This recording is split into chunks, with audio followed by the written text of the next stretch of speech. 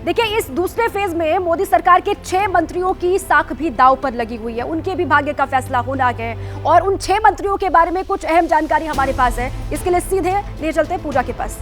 बिल्कुल दीपा, और इसीलिए इन्हें वीआईपी सीट्स कहा जा रहा है, क्योंकि सरकार में 6 मंत्री ऐसे जिनकी साख दूसरे चरण के चुनाव में दांव पर लगी हुई है। वो 6 मंत्री कौन से हैं, तस्वीर के साथ हम अपने दर्शकों को बताने वाले हैं। यहाँ पर वो तस्वीर होगी जिसके जरिए आप देखेंगे मोदी सरकार में वो 6 मंत्री जिनकी साख दांव पर है। गजेंद्र सिंह शेखावत हैं, वीरेंद्र इसमें वो नाम शामिल है, और आप कई ये देखिए नाम देख सकते हैं, कैलाश चौधरी। ये वो 6 नाम चेहरों के साथ जो कि मंत्री हैं और आज दूसरे चरण के चुनाव में इनकी साख दांव पर रहने वाली है, क्योंकि इनकी भी किस्मत का फैसला आज जनता ईवीएम में कैद करने वाली है। तो ये वो 6 मंत्री जिनकी साख आज दूसरे चरण के चुनाव में दांव पर लगेगी। तो देखिए, दूसरा फेज है, 88 सीटें हैं और देखिए 6 केंद्रीय मंत्री हैं जिनकी साख भी दांव पर लगी हुई है। और नजर देखिए बंगाल पर, ये वहां से बालूरघाट से हमारी सहयोगी मनोज्ञा लोईवाल भी जुड़ी हुई है। बंगाल पर भी पूरे देश की निगाह टिकी हुई है कि वहां के वोटर्स क्या मन बना रहे हैं। मनोज्ञा, बड़ा दिलचस्प है मुकाबला। अगर मैं ये कहूँ सनराइजर्स इन द ईस्ट, तो आपको ये भी बता दूं कि मैं इस समय बालूरघाट के जिस बूथ पर हूँ 6 से 7 के बीच में, 7 बजे तो वोटिंग शुरू होगी, लेकिन उसके पहले 100 से ज्यादा आपको वोटर्स दिख जाएंगे इस बूथ पर। ये अपने आप में बताता है कि बंगाल में क्यों इतना हाई वोटिंग परसेंटेज जाता है।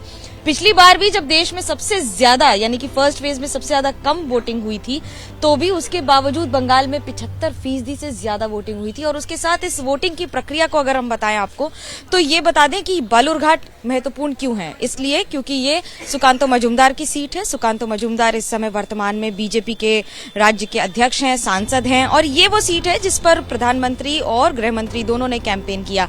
तो वहीं उनके खिलाफ विप्लव मित्रा है, जिनका संगठन पे जितनी अच्छी पकड़ है। तो वहीं दूसरी ओर पश्चिम बंगाल सरकार में मंत्री भी हैं, वो वही हैं जो पहले बीजेपी गए थे, वापस तृणमूल कांग्रेस आए, लेकिन जब बीजेपी गए थे तो बीजेपी के खाते में ये सीट आ गई थी। तो क्या ये सीट इस बार उनके बिना सुकांतो मजूमदार जीत पाएंगी और बीजेपी अपना वर्चस्व स्थापित कर पाएगी? उत्तर बंगाल वो जगह है जहां पर सबसे ज्यादा स्वीप किया है बीजेपी ने पिछले चुनाव में। 19 में अगर हम बात करें तो 19 की आज 3 लोकसभा सीटों पर चुनाव है, लेकिन इन तीनों पर वर्तमान में बीजेपी का कब्जा है। राजू बिस्ता दार्जिलिंग से हैं, उनके आसार जीतने के हमेशा ज्यादा होते हैं, क्योंकि वहां पर मुकाबला कमजोर पड़ जाता है गोरखालैंड मूवमेंट के कारण। जिनको गोरखा सपोर्ट कर देंगे उनकी जीत पक्की हो जाती है। तो वहीं दूसरी ओर अगर मैं बात करूं रायगंज सीट की, पिछली बार बीजेपी के खाते में थी, देबश्री चौधरी जीती थी, जिन्हें इस बार दक्षिण कोलकाता से सीट पर दे दिया गया है। लेकिन इस बार दिलचस्प मुकाबला इसलिए क्योंकि कृष्ण कल्याणी जो तृणमूल कांग्रेस में थे, वो इस्तीफा जो बीजेपी में थे, इस्तीफा देकर टीएमसी में आ गए, और तृणमूल कांग्रेस में आकर इस बार क्या वो इस सीट को हासिल कर पाएंगे?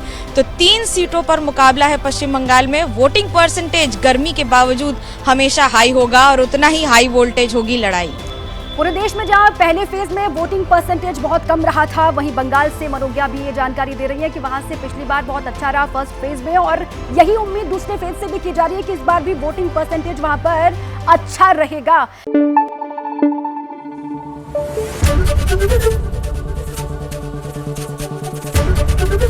एबीपी न्यूज आपको रखे आगे।